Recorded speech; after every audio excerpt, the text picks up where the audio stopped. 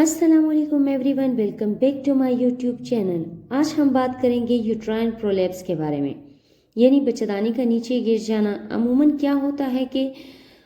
नीचे वाले हिस्से से कुछ हिस्सा जो है वो, यानी कि वजाइना में से आपकी बच्चेदानी का कुछ हिस्सा या पूरी की पूरी बच्चेदानी प्रोलैप्स कर जाती है, यानी मरीज़ का जो नीचे वाला हिस्सा है वो नीचे गिर जाता है। इसको जो है ना कुछ खवातीन कहते हैं कि उनकी छत जो है ना गिर गई, यानी या फिर मरीज़ को नीचे वाले हिस्से में बोझ महसूस होता है और नीचे गोश्तमा कोई चीज़ नज़र आती है, और अगर हैंड टच करे तब भी जो है ना फील होता है कि कोई चीज़ है, ठीक है। और ये इस वजह से होती है कि ज़्यादातर जो नॉर्मल डिलीवरियाँ होती है, और ज़ाहिर है इसमें जो है ना औरत को पेन लेनी पड़ती है और वो उसकी वजह से वो फुश करती है, तो या बेबी का सर जो है ना बहुत बड़ा होता है या बेबी बहुत बड़ा होता है, ठीक है। तो वो पुश करने से भी जो है ना बाहर आने के बहुत ज़्यादा चांसेस होते हैं, और ज़्यादातर ये शिकायत जो औरत नॉर्मल डिलीवरी जिनकी होती है उन्हीं को ही जो है ना ये यूट्रस प्रोलैप्स होने की शिकायत बहुत ज़्यादा होती है। अब हम चलते हैं कि प्रोलैप्स क्या होता है और ये क्यों होता है और इनकी वजूहात क्या होती हैं, और इनको जो है ना अगर यूट्रस प्रोलैप्स हो जाए तो इसको कैसे रिकवर किया जाता है और इसको कैसे ट्रीटमेंट दी जा सकती है,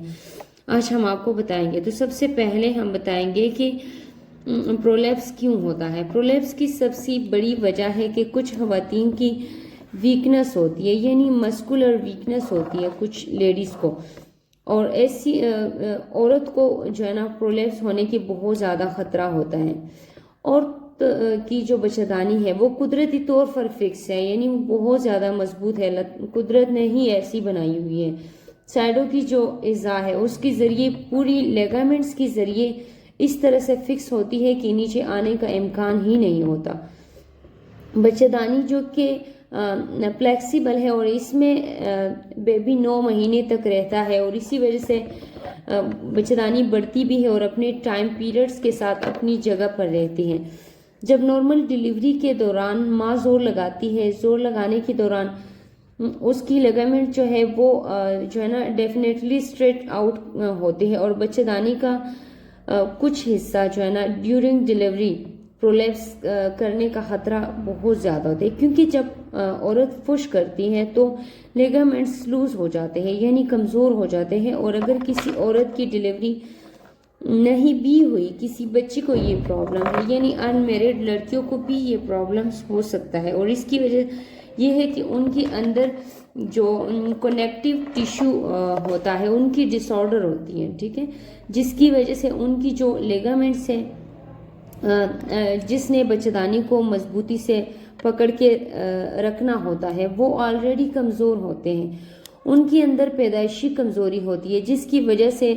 लिगामेंट्स जो है ना वो लीक हो जाते हैं और यूट्रस प्रोलैप्स कर जाता है। इसके अलावा और कौन सी वजूहात है जिसकी वजह से बच्चेदानी प्रोलैप्स कर जाती है? सो किसी भी वजह से इंट्रा एब्डोमिनल प्रेशर्स बढ़ जाए, यानी पेट के अंदर का प्रेशर बढ़ जाए और उसकी वजह से मरीज की बच्चेदानी प्रोलैप्स हो सकती है अगर इंट्रा एब्डोमिनल प्रेशर्स बढ़ जाए। इंट्रा एब्डोमिनल प्रेशर्स क्यों बढ़ता है? वो इसलिए बढ़ता है कि नॉर्मल डिलीवरी के दौरान जोर लगाने से दूसरा मतलब एक तो हो गया कि नॉर्मल जब डिलीवरी होती है तो जोर लगाने से भी प्रेशर बढ़ जाते हैं। दूसरा ये है कि जो है ना किसी पेशेंट्स को बहुत टाइम से वो कॉन्स्टिपेटेड हो, यानी उसको बहुत ही अरसे से क्रॉनिक कब्ज हो और सख्त पहाना आता हो, और मतलब पेशेंट्स को बार बार पहाने के लिए जोर लगाना पड़े, तो इसी वजह से भी जो है ना ये प्रॉब्लम्स हो जाता है, और कई दफ़ा नीचे वाला हिस्सा प्रोलैप्स कर जाता है। इसके अलावा अगर मरीज़ की पेट में कोई रसोली है, यानी फाइब्राइड है, या पेट के अंदर कोई पानी है, या कोई तेली है पेट के अंदर, या फिर जो बड़ी साइज में होती हो, या अगर ट्यूमर्स वगैरह बने हुए हैं, तो इसकी वजह से भी जो है ना नीचे वाले इज़ा के ऊपर प्रेशर पड़ता है, तो इस वजह से भी ये जो यूट्राइन प्रोलैप्स है ये हो जाता है। और इंट्रा एब्डोमिनल प्रेशर जब ये बढ़ाती है اور اس کی وجہ سے بچہ کی جو ہے نا وہ پرولیپس کر جاتی ہے کیونکہ دباؤ پڑتا ہے۔ اس کے علاوہ اگر مریض کو کرونک کف ہے تو بار بار کھانسی کرنے سے جو لیگامنٹس ہے وہ ویک ہو جاتے ہیں اور یوٹرس پرولیپس ہو جاتا ہے۔ تو بہت زیادہ اگر کسی پیشنٹس کو کئی عرصے سے کھانسی ہو رہی ہے تو یہ بہت ڈینجرس ہو سکتے ہیں اور ٹائم پہ اس کا ٹریٹمنٹ کروانا چاہیے۔ اور یوٹرس پرولیپس ہونے کی وجہ سے پیشنٹس کو وائٹ ڈسچارج بھی بہت زیادہ ہوتا ہے کیونکہ جب بچہ اپنی جگہ پر ہوتی ہے تو وہ کورڈ ہوتی ہے، اور جب بچہ نیچے آتی ہے یعنی اپنی محسوس جگہ سے ہٹ کر نیچے جب اس کو باہر آ کے اس کو ہوا لگتی ہے اور ہوا اور بیکٹیریا ظاہر ہے وہ مل کر، کیونکہ یہ بہت نازک جگہ ہوتی ہے اور یہ اس کی وجہ سے وہ ڈیمیج ہو جاتا ہے اور انفیکشن پیدا ہو جاتے ہیں اور مریض کو جو ہے نا وائٹ ڈسچارج بھی ہو جاتا ہے اور ریشہ بننا شروع ہو جاتا ہے۔ تو ظاہر ہے پھر اسے وائٹ ڈسچارج بھی آنے لگتا ہے، جیسے ریشے ٹائپ کے وہ بھی بننے لگتے ہیں اور اس سے مریض کو جو ہے نا السر بھی ہو سکتا ہے۔ یوٹرس پرولیپس ہونے کی وجہ سے جو ہے نا پیشنٹس کو السر ہو سکتا ہے اور السر کی وجہ سے پیشنٹس کو ریگولر بلیڈنگ بھی ہو سکتی ہے۔ اس کے علاوہ مریض کو بیکچ یعنی کمر درد شروع ہو جاتا ہے۔ کچھ مریضوں کو جو ہے نا پیشاب بار بار آتا ہے، مطلب انہیں پیشاب کا بہت زیادہ پرابلم ہوتی ہے، کھانسی کے ساتھ ہی یورین نکلتا ہے اور جیسے ہی یورین آتا ہے تو مریض کنٹرول نہیں کر سکتا اور یورین پریشر ہونے کی وجہ سے کئی دفعہ خود بخود نکل جاتا ہے، یا تو کھانسی کرتے وقت یا جب تھوڑا سا بھی اگر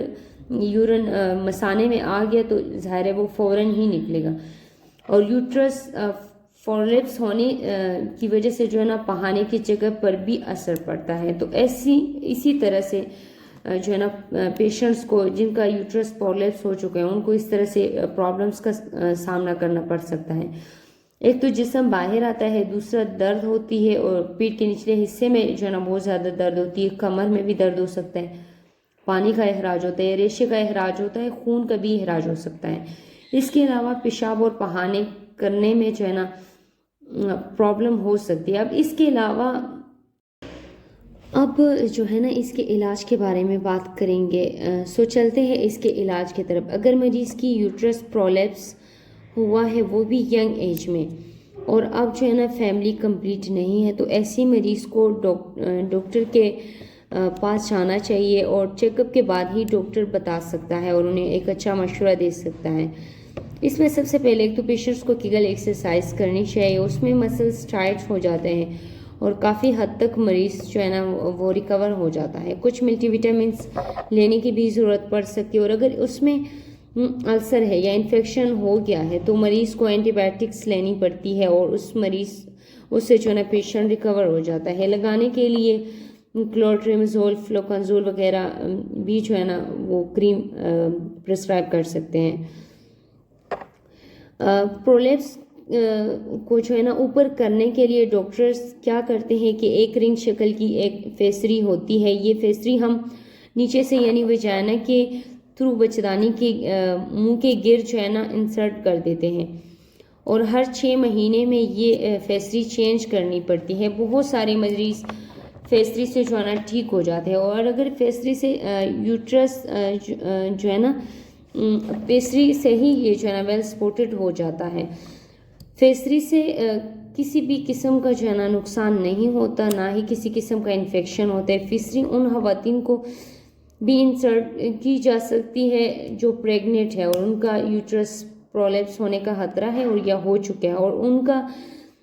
یوٹرس جو ہے نا پرولیپس ہوا ہے جو پریگننٹ ہے اور یا اگر پریگننٹ نہیں بھی ہے اور ینگ ایج کے ہے یعنی ابھی انہوں نے بچے پیدا کرنے ہیں، ان کی فیملی ابھی کمپلیٹ نہیں ہے تو ان کو بھی یہ جو ہے نا فیسری رکھوا سکتے ہیں۔ اس کے علاوہ اولڈ ایج والی خواتین بھی جو ہے نا اس کو رکھ سکتے ہیں، لیکن ان کی اگر سرجری کروانا ان کی ضروری ہو لیکن سرجری کرواتے وقت کوئی خطرہ ہو اور سرجری کروانا مناسب نہ ہو تو ایسی خواتین کو بھی جو ہے نا انسرٹ کرانی چاہیے۔ اس کے علاوہ نیکسٹ آپشن سرجری کا ہوتا ہے اور مریض کی جو ہے نا علامات پہ وہ ڈپینڈ کرتا ہے کہ اگر صرف بچہ دانی کا मुंह बाहर की तरफ है तो इसका कुछ हिस्सा काट कर इसको रिपेयर करते हैं। और दूसरा जो प्रोसीजर है वो है रिपेयर प्रोसीजर, यानी कैमरा अंदर डाल के जो लिगामेंट्स है उनको केंच के ऊपर ले आते हैं और रीढ़ की हड्डी के साथ सिलाई कर देते हैं, जैसे वो वेल सपोर्टेड हो जाते हैं और नीचे प्रोलैप्स नहीं करते। और अगर किसी मरीज़ की फैमिली कंप्लीट है और बच्चेदानी बहुत ज़्यादा नीचे है तो फिर नीचे से बच्चेदानी को रिमूव कर देते हैं। और इस प्रोसीजर को कोई जो है ना खास इसकी कॉम्प्लिकेशंस नहीं है, ना ही पेशेंट्स को कोई इतना इशू होता है। और इससे बचने के लिए मरीज़ को कीगल एक्सरसाइज कराना चाहिए। सो हर औरत को, यानी हर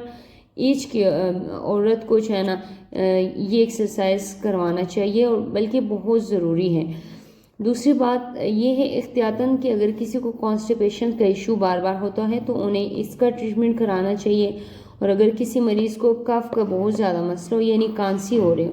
तब उन्हें भी कांसी का इलाज टाइम से कराना चाहिए ताकि उनका यूट्रस जो है ना वो प्रोलैप्स ना कर जाए। अगर किसी मरीज़ का थोड़ा सा भी प्रोलैप्स हो चुका है या हो रहा है तो उन्हें फ़ौरन अपनी डॉक्टर को चेकअप जो है ना करवाना चाहिए ताकि टाइम पे ठीक से इलाज हो सके।